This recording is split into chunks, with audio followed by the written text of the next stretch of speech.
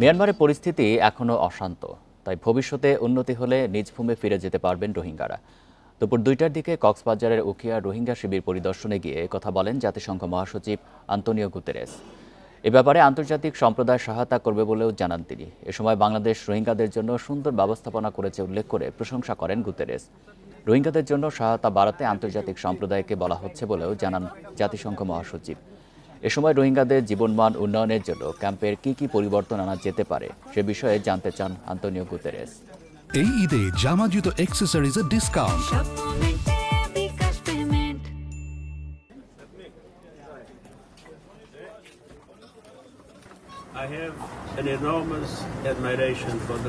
আমি কয়েকবার আরাকান রাজ্যে গিয়েছি, সেখানকার পরিস্থিতি এখনও শান্ত হয়নি।